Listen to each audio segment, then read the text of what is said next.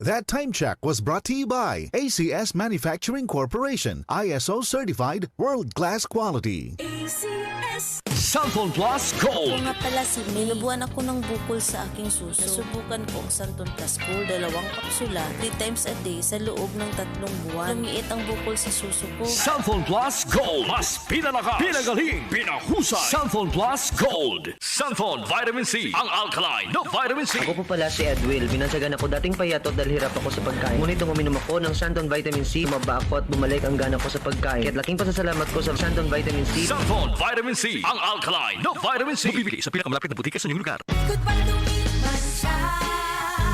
Hello, bright bar blue. Isang labanan yan. Bright bar blue. Pride Bar Blue with powerful stain-away enzymes. Malupit magtanggal ng dumit mancha pero di masakit sa kamay. Goodbye to me, Mancha. Hello, bright bar blue. Isang labanan yan. As tested ang cotton and polycotton. Sa mancha, malupit. Sa kamay mo, mabait. Pride Bar Blue. Manufactured by ACS Manufacturing Corporation. ISO certified world-class quality. ACS.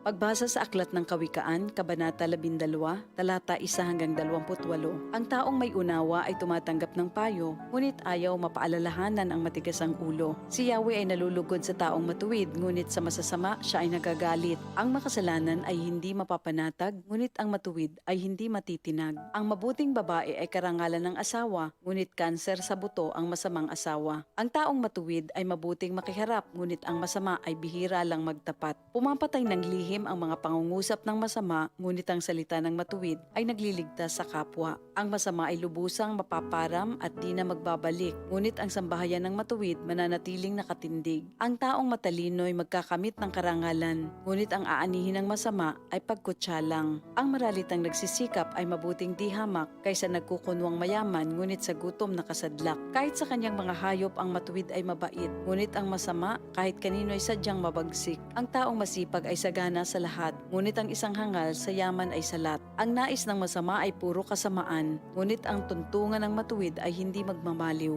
Ang masama ay nahuhuli sa salita ng kanyang bibig, ngunit ang matuwid ay malayo sa ligalig. Ang kakamti ng tao ay batay sa gawa o salita, bawat isa ay tatanggap ng karampatang gantimpala. Ang akala ng mangmang ay siya lamang ang tama, ngunit handang tumanggap ng payo ang taong may unawa. Ang pagkainis ng mangmang kaagad nahahalata, ngunit ang mga matatalino di pansin ang pagkutya. Sa pagsasabi ng tapat, lumilitaw ang katarungan, ngunit ang pagsisinungaling ay lumilikha ng kapahamakan. Ang matalas na pananalita ay sumusugat ng damdamin, ngunit sa magandang pananalita, sakit ng loob ay gumagaling. Ang tapat na labi ay mananatili kailanman, ngunit ang dilang sinungaling ay hindi magtatagal. Ang nagbabalak ng masama ay mag-aani ng kapahamakan, ngunit ang nag-iisip ng mabuti magtatamo ng kagalakan.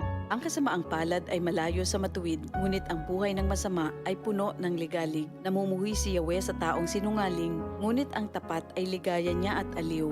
Di agad sinasabi ang alam ng matalino, ngunit kahangalan ay inihahayag ng mangmang na tao. Balang araw, ang masikap, ang mamamahala, ngunit ang tamad ay mananatiling alila. Nagpapahina sa loob ng isang tao ang kabalisahan, ngunit ang magandang balita ay may dulot na kasiglahan. Ang payo ng kaibigang matuwid ay isang gabay, ngunit ang daan ng masama ay tungo sa pagkaligaw. Hindi makakamit ng tamad ang kanyang hinahangad, ngunit ang masikap ay laging may magandang hinaharap. Ang matuwid na landas ay patungo sa buhay, ngunit ang maling daan ay hahantong sa kamatayan.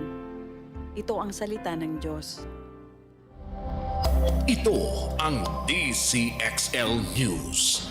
558 kHz. 6 na dekadang maaasahan. Sa balita at serbisyo publiko. Ang himpilan ng RMN Network sa Mega Manila. Live sa radyo at online.